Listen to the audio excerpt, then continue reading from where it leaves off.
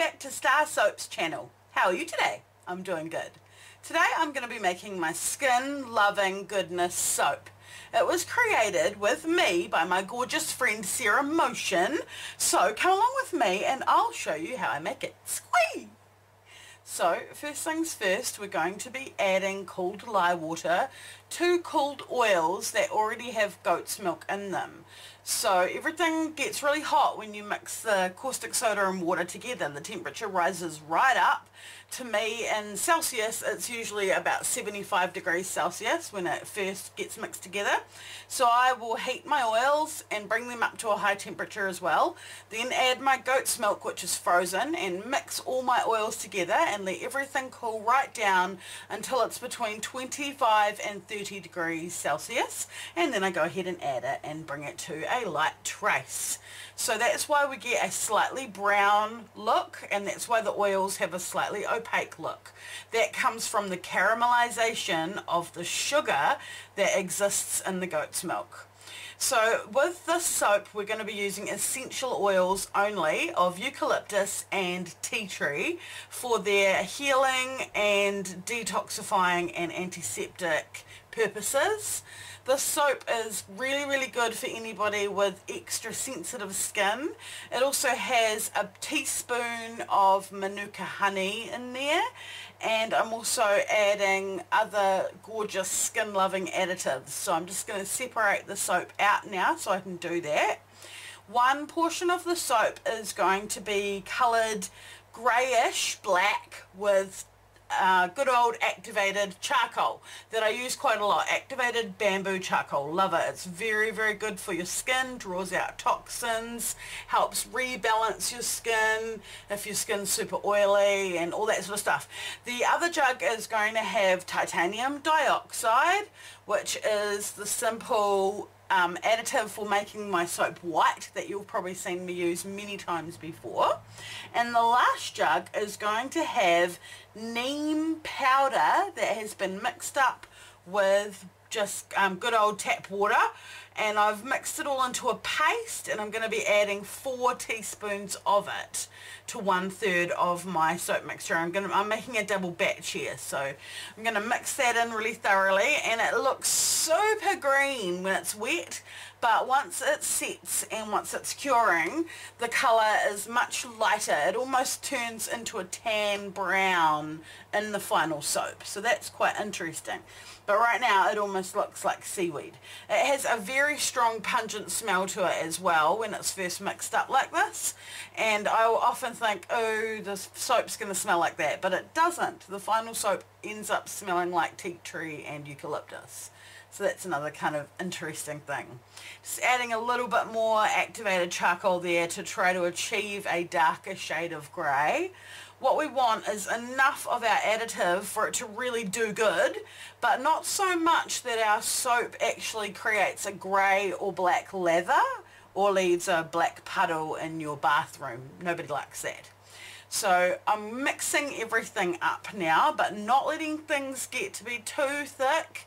They are thickening up on me, so I've got to hurry up and grab my moulds and go ahead and pour the soap now. Try some of my soap.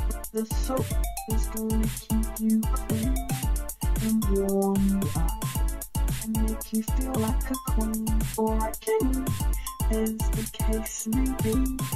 I really think you're going to switch permanently to StarrSoaps after you try some of my soap.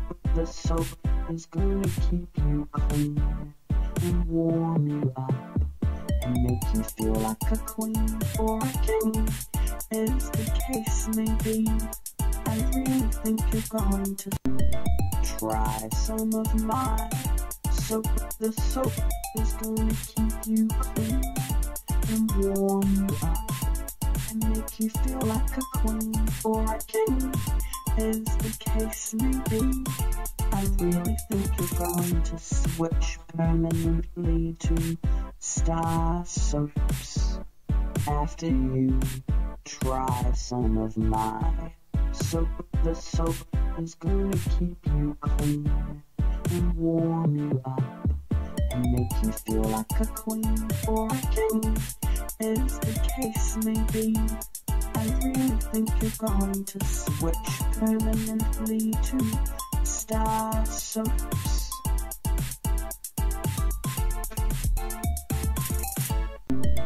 Try some of my soap. The soap is gonna keep you clean and warm you up and make you feel like a queen or a king, as the case may be. I really think you're going to switch permanently to StarrSoaps after you try some of my soap. The soap is gonna keep you clean and warm you up and make you feel like a queen or a king, as the case may be. I really think you're going to switch permanently to StarrSoaps.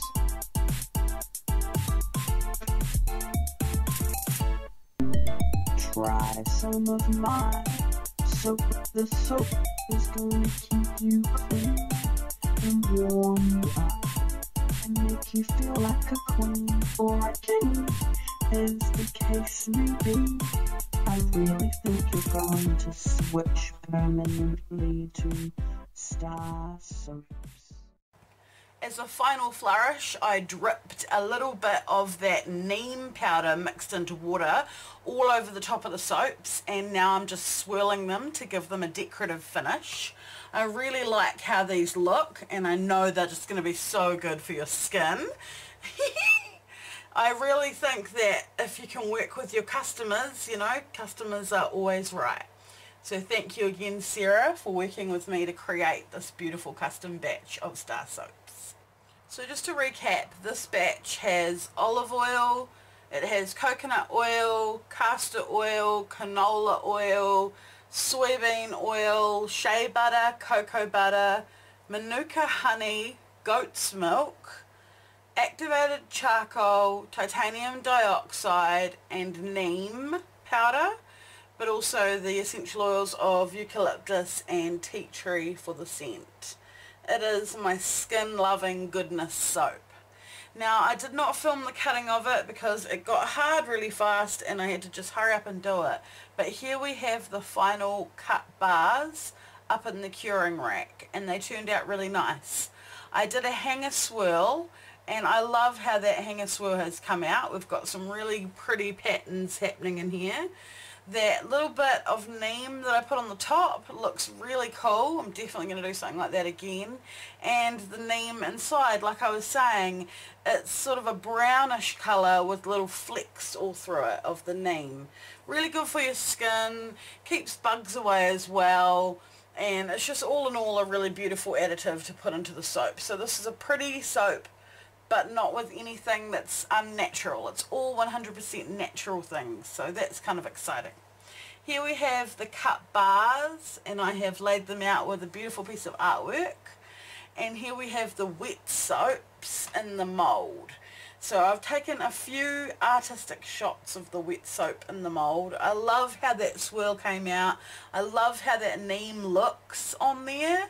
It's sort of greeny brown, but I love all the little wispy lines.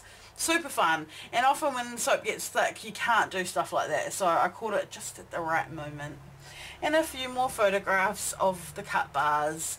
I'd like to give a shout out to my wonderful friend Joni Murphy, who created that beautiful piece of artwork, and you can find her on Facebook and Instagram, Joni NZ Art. She is awesome. I absolutely love her. I will leave a link below and you can go check her artwork out. And I really love how these soaps came out, so I hope you enjoyed watching me make them. This week I'd like to highlight Meredith Rich and her beautiful selection of handmade soaps, cold process each and every one of them, a lovely range of different colours and scents, and she shared this picture in our group over on Facebook called StarrSoapy Family. So if you would like your picture highlighted, please come and join the family and share your creations. I love being inspired by you. And if you haven't already and you want to, hit that subscribe button and become a member of our StarrSoapy family and feel the soapy love. Bye!